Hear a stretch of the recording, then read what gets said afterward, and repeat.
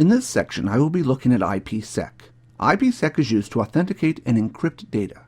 This provides both privacy for your connections and also confirms you are communicating with the correct party. In this video, I will first look at what is IPSec. With security becoming so important nowadays, IPSec is an important protocol to understand. Next, I will look at the improvements to IPSec that Windows Server 2008 has to offer over earlier editions of Windows. Next, I will look at what a security association is. A security association is essential to the settings IPSec will use. Next, I will look at the protocols used in IPSec. There are a few different protocols that make up IPSec, and it is important to understand what each of these protocols does. IPSec also has two different modes that it runs in. When troubleshooting IPSec, it is important to understand how these modes operate. Next, I will look at types of connections. Windows allows you to create a number of different connection types depending on your needs. IPSec for Windows also supports a number of different authentication methods. In a Windows environment, you should be able to accept the defaults, but if you are connecting to IPSec devices on the network, you may need to fine-tune these settings. Lastly, I will look at deploying IPSec on your network using group policy. Using group policy allows you to set up all your computers on your network quickly rather than having to configure each one individually. Originally, with IP version 4, there was no security built in. Back in those days, there was not as much emphasis on security as there is today. To provide security for Internet communications, IPSec was developed. IPSec's standards for Internet protocol security and its suite of protocols are designed for securing IP communications. IPSec was an add-on to IP version 4, but with IP version 6 it has been included as a native part of the protocol. Using IPSec, you can provide communication between your clients and your server, between servers, and finally, network to network. The aim is to provide reliable, secure communication. It does this by providing authentication. That is, being able to prove each party is who they say they are. This stops a hacker from impersonating a server in order to get information, such as usernames and passwords. Authentication also allows the server to confirm the client is a real client and not a hacker. IPSec prevents eavesdropping. This is the monitoring of your communication by a third party. With IPSec, the information is encrypted, which makes it impossible for a hacker to use the data. One form of attack a hacker may use is recording your communication and then playing it back at a later date. This is called a replay attack. If a hacker were able to record the initial authentication sequence at the start of a communication, they could replay this message and add their own data. With IPSec, replay attacks are impossible. Even if you sent the same data in a different session, the communication sequence used by IPSec will be completely different and only valid in that one session. This also applies to data tampering. Data tampering is when data is added, removed, or changed in a communication stream. IPSec can detect if the data stream has been altered in any way and thus prevents data tampering attacks. With Windows Server 2008, there have been a lot of improvements to IPSec. First, IPSec has now been integrated with the Windows Firewall. Integrating IPSec with the Windows Firewall makes IPSec a lot easier to configure. To understand why, consider this. Your computer is on a network and has its firewall up and running. A virus attempts to connect to your computer. The virus is blocked by your firewall. This prevents your computer from getting infected. You later make an IPSec connection to a remote network to access a server. The port used by IPSec is allowed through the firewall. The virus infects a computer on the remote network and then attempts to access your computer via the IPSec connection. Since the firewall has added the IPSec connection through the firewall, any data sent via IPSec is sent straight to your computer, bypassing the firewall. Your computer is now infected with the virus. The firewall has not been able to stop the virus since the virus went over the same port as IPSec. To solve this problem, IPSec is now integrated with the Windows Firewall. This means any data traveling over an IPSec connection will still need to pass through the Windows Firewall. The virus in this example, when it attempts to go over the IPSec connection, would have been blocked. Previously, to configure Windows Firewall to work with IPSec was a very difficult task. Now that IPSec is integrated with the Windows Firewall, it is very easy to configure IPSec connections that still allow or block any port that you decide. With IPSec for Windows Server 2008 also comes support for IP version 6. With Windows Server 2008, you can quickly and easily set up an IPSec connection between computers using IP version 6. Next, IPSec integrates with NAP. NAP, or Network Access Protection, is a system that makes sure that your network is safe by performing health checks on computers. If the computer does not pass its health check, the computer will have updates installed on it until it is up to date. IPSec can now use NAP certificates to provide encryption and authentication. If you are using a high availability solution, IPSec offers improvements to load balancing and clustering support. Lastly, IPSec has more encryption algorithms. This helps Windows connect to different devices on the network. Remember, IPSec is an open standard, so a lot of non-Microsoft devices on the market use IPSec. When dealing with IPSec, you may see the term Security Association, or SA, appear from time to time. An SA is simply a logical group of security parameters, for example, the algorithms used. Windows will have certain algorithms enabled by default, but you can add more. You will find that if you are trying to connect to a device, for example, a VPN device, that device will also support certain algorithms. The two devices will negotiate with each other and agree on the algorithms to use. The SA will also contain the key sizes. Certain devices will support certain key sizes. Depending on your needs, you may want to adjust the key sizes. Larger key sizes give better encryption, but also mean more CPU time is used to generate the communication. For two hosts to communicate, they need to agree on a common SA. If your hosts can't agree on an SA, IPSec communication will not be successful. There are a number of protocols used in IPSec to provide communication. The first is Internet Key Exchange, or IKE. IKE is used to transfer SA parameters between the hosts. It also handles negotiation of protocols between the two hosts and generation of keys. The next protocol is Authentication Header, or AH. If you use the AH protocol, you can use it for host and client authentication. It also supports data integrity and prevents replay attacks. The big limitation of AH is it does not support encryption, and thus it is possible for a third party to eavesdrop on communications. AH does not support NAT. If your communication needs to travel through a NAT device, you will need to use Encapsulating Security Payload, or ESP protocol. This protocol does the same thing as AH protocol and supports data encryption. You may be thinking, why would you even bother with the AH protocol? Why not use the ESP protocol? To understand why both protocols are used, you need to understand a little bit more about how IPSec works. IPSec uses two modes of communication. The first is main mode. In order to make sure each party is who they say they are and also make sure that the communications cannot be decrypted, large keys should be used along with a strong algorithm. These algorithms are time-consuming and CPU-intensive. Once both parties are verified, main mode is used to establish a secure connection between the two parties to help configure quick mode. Keys for quick mode can be transferred to each party using main mode. Since the setup for quick mode is secure, faster algorithms and smaller keys can be used. You will also notice that communication is performed in quick mode and not in main mode.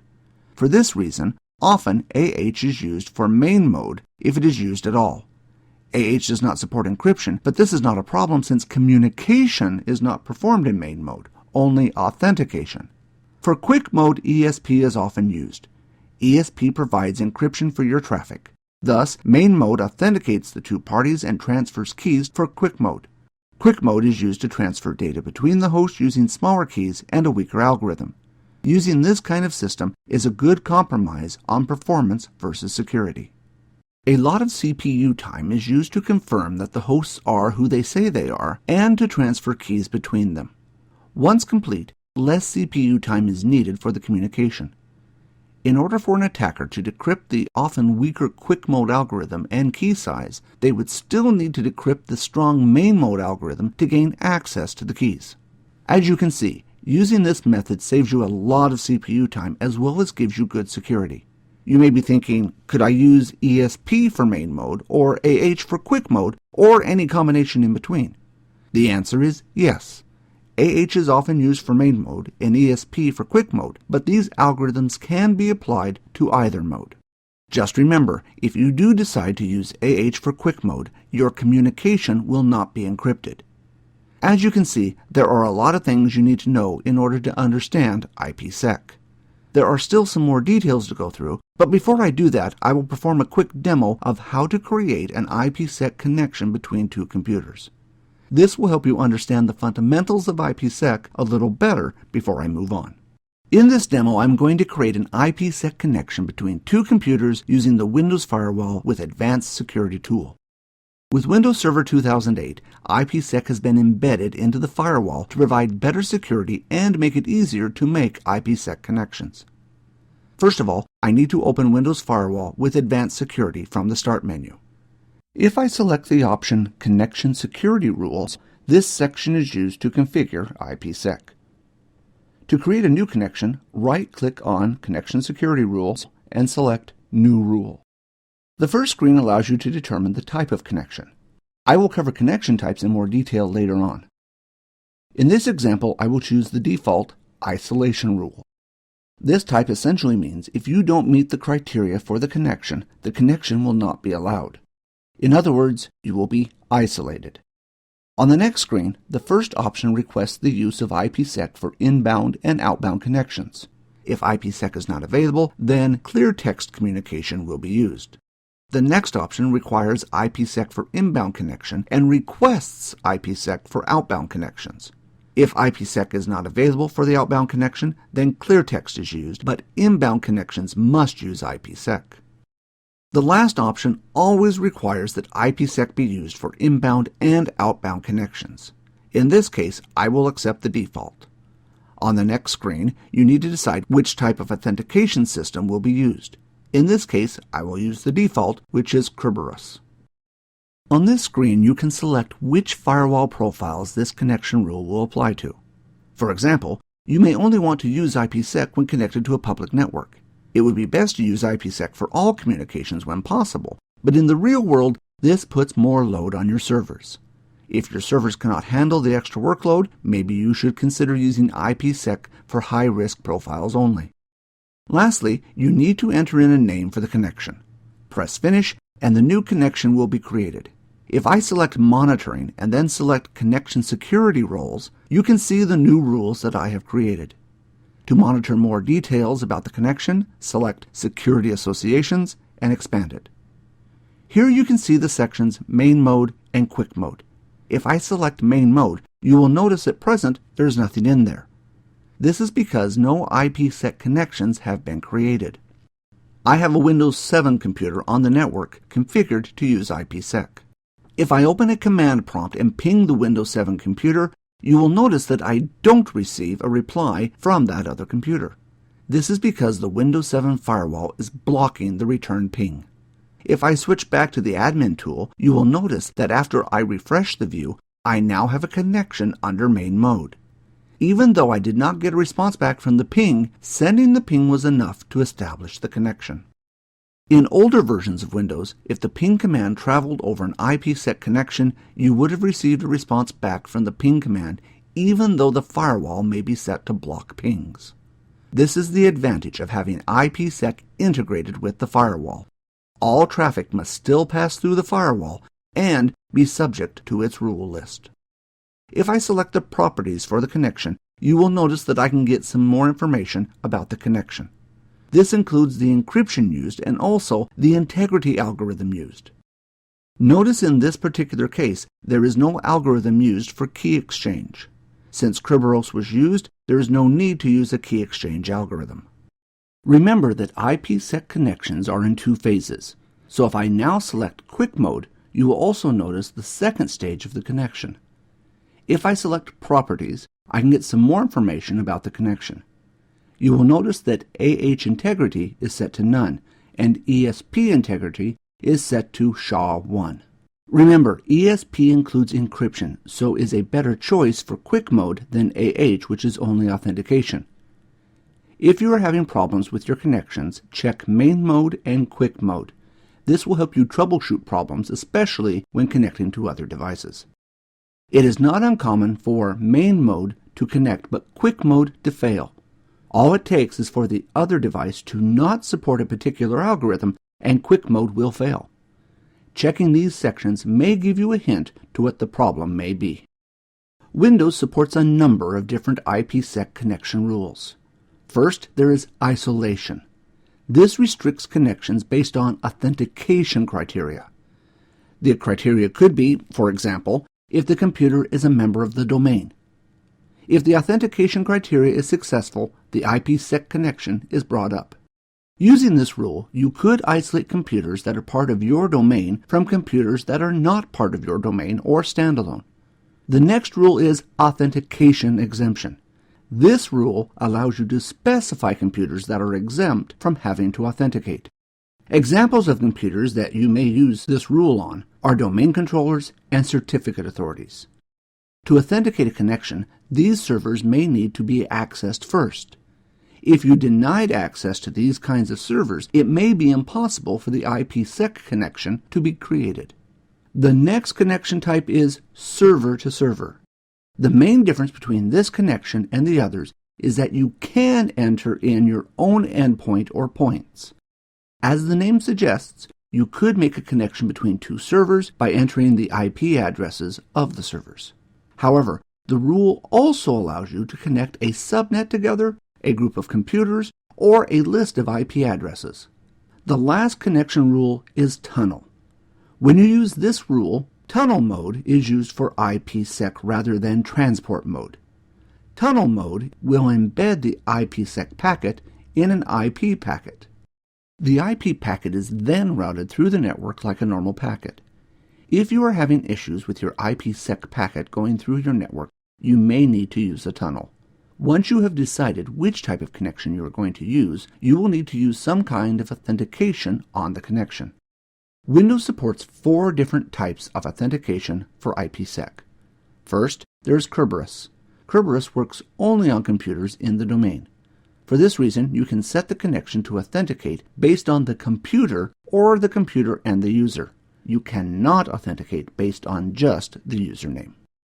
If you want to authenticate computers that are not part of your domain, you may want to consider using certificates. All the target computer needs to do is trust the certificate authority that is issuing the certificates to make the IPsec connection. Certificates may also be issued by NAP in the form of health certificates.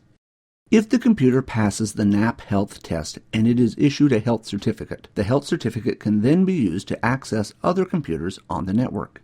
Using the health certificates, you can prevent your computers from accessing the network until they have met the minimum health requirements, except for servers they need to access to obtain updates to meet the health checks. The next authentication type is NTLM version 2.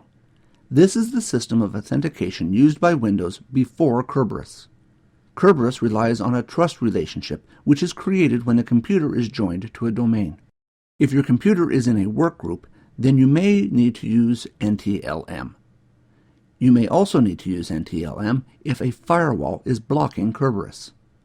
Finally, if all else fails, you can use a pre-shared key. A pre-shared key is a very weak method of authentication and not recommended. In some cases, you may need to use a pre-shared key. For example, if you are accessing an old network device that only supports pre-shared keys. To start configuring your computers, you can configure them manually. However, in a large network, you will want to use group policy.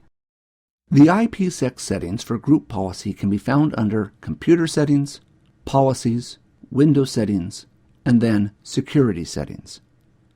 There are 2 places you can set IPSec settings. The first is Windows Firewall with Advanced Security. You will find that the Windows Firewall with Advanced Security is an easy way to set up IPsec connections in your domain, but not as powerful. To configure it, the same wizard is used as the admin tool. You also have the option to use IP security policies on Active Directory if you want more options. To use these group policy settings is a little more complex because you need to set up 3 different configurations before you can configure a connection. First, you need to create a filter action. The filter action will determine what will happen when the criteria is met. Next, you need to create a filter list. The filter list determines which computers or devices this rule will apply to. Lastly, you need to create a rule. The rule will use the filter list and the filter action to create an IPSec rule, which will be used to build your IPSec connections. Let's have a look at how to create a group policy for IPSec. To set up a new group policy, run Group Policy Management from the Start menu under Administrative Tools. From Group Policy Management, expand down to the domain, right-click it, and select Create New GPO and link it here. Once I give the group policy a name, it will be created. I can now right-click on it and press Edit. In this case, I'm going to create an IPSec connection through the Windows Firewall. To do this, I need to expand down to Windows Firewall with Advanced Security and then down further to Connection Security Rules. If I right-click Connection Security Rules, I have the option to create a new rule. You will notice the same wizard will appear as it did when I created the rule using the Windows Firewall admin tool. On this screen, you can select which type of connection you would like to make. To show you all the available options, I will select Custom. On this screen, you can enter in which IP addresses you want this rule to apply to. In this particular case, I will leave it on the default, which is all IP addresses. On the next screen, I will set authentication to For All Connections. Since I want to secure Telnet, I want to make sure IPSec is always used. On the next screen, I can set what type of authentication I wish to use. In this case, I will select Advanced and then press the Customize button to show you all the different options there are. On the Advanced screen, you can set up additional authentication methods which are normally not available. For example, if I select the Add button on the left-hand side, you will notice I have a few options that were not available before. Kerberos was available in the wizard, but NTLM version 2 was not available. Selecting this will use the NTLM Challenge Response Authentication Protocol.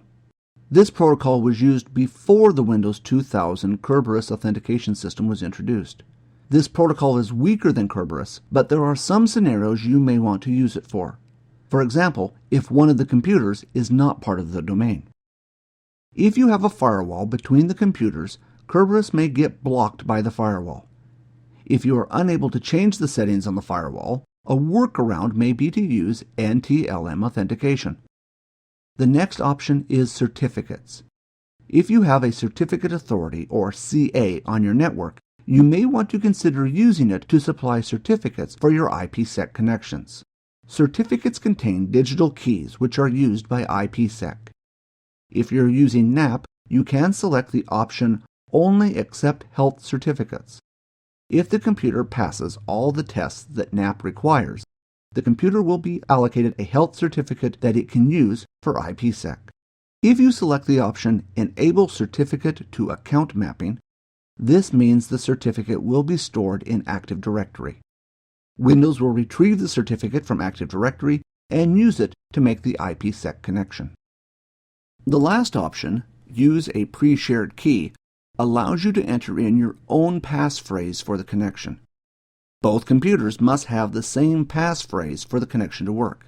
This method is not recommended as it is the least secure of all the methods. In this case, I will select Kerberos as all my computers are in a domain. You will notice that if I press Add again, I can enter in another authentication method. In this case, I will select NTLM. In this case, when main mode of the IPSec connection is being set up, authentication will be attempted with Kerberos, and then, if that fails, NTLM will be used. Notice also, I have the option First Authentication is optional. If I select this, then if both authentication modes listed fail, the connection will still be allowed. Ticking this option essentially allows you to have anonymous connections. In the second authentication method, I can again add a single authentication method or more than one if I wish. Notice also I have the option to make the second authentication method optional. Make sure you don't tick first and second authentication as optional for both. If you do this, authentication is effectively switched off. Moving on to the next screen, I can set the protocol used. In this case, I want to set the rule up for Telnet, which is TCP, and port number 23. On the next screen, I can again set which firewall profile I want to use, finally set the name for the connection. For a basic IPsec connection, this works well, but if you want more options, you will need to use IP Security on Active Directory. I select IP Security on Active Directory, right-click on it, and select Manage IP Filter Lists and Filter Actions. If I now select the Manage Filter Actions, you will notice here the default filter actions that are configured. If you want to add your own actions, press the Add button. Once you have entered in a name, you can select the action behavior.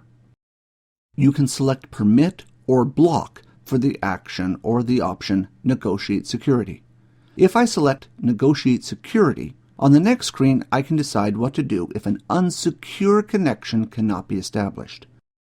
The next screen determines the type of integrity and encryption used. The first option, Integrity and Encryption, uses ESP to encrypt the data and for authentication. The second option uses the AH algorithm, which does not provide encryption. In this case, I will use the first option since I want my traffic encrypted. Once you have your action created, or you are happy to use the defaults, select Manage IP Filters Lists. Press the Add button to add your own list. In this example, I want to match only Telnet traffic. Notice that I have the option mirrored.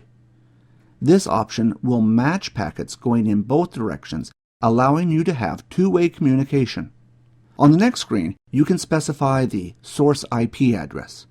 Notice in the pull-down list that you have a lot of options, including DNS name, and you can even specify a subnet. In this case, I will select any IP address. The destination IP address I will also leave as any IP address. For the protocol, you will notice I have a big choice of protocols. In this particular case, I will select TCP. On this screen, I can enter in a port number. In this case, I want all connections to go to port 23, which is Telnet, to be secure. So I will enter in port 23 in the To Port field. I have now created a filter in my filter list. I could add additional filters to the list if I wished. Now both the filter list and the filter action have been created. I can now create a policy. Right-click IP Security Policies on Active Directory and select Create IP Security Policy. Once you enter in a name of the new policy, you will be taken to a legacy screen. If you have old clients like Windows 2003 and Windows XP, you will need to tick this option. This option will allow Windows to respond to the client security request if no other rules match. The next is similar to the Advanced Firewall Wizard authentication options. You can again select Kerberos, certificates, or a pre-shared key. I will just accept the default Kerberos. Once I press Finished, I will have the option to edit the properties. You will notice only the default response rule for older editions of Windows is present. If I press Add, I can now add the filter list and action that I created earlier. The first option allows you to set up a tunnel. In this particular case, I don't need a tunnel, so I will not enable it. On the next screen, I can select which network connections I want to use. By default, it will apply to all network connections, which, in this case, is what I want. On the Filter List screen, you can see the Telnet filter that I selected earlier. On the next screen, I can select the action, which is the action I created earlier, which is Require Security for All Connections. Once again, I can set the authentication options. I will leave it to the default of Kerberos. Once I press Finish, the new policy is created. This will require all Telnet connections to use IPsec. Telnet uses clear text usernames and passwords. Having this policy enabled will ensure that data is encrypted when it is transferred over the network. IP security policy for Active Directory is harder to set up than Windows Firewall with advanced security, but it does allow you to customize the connection more than the Windows Firewall connection wizard allows. If you decide to use IPsec or when you are studying for your exam, remember AH provides integrity and authentication. ESP provides integrity, authentication, and encryption. Your needs will determine which algorithm you will choose. If you have used IPSec in previous editions of Windows, you will find that now that it is integrated in with the Windows Firewall, it is much easier to administer and set up than ever before.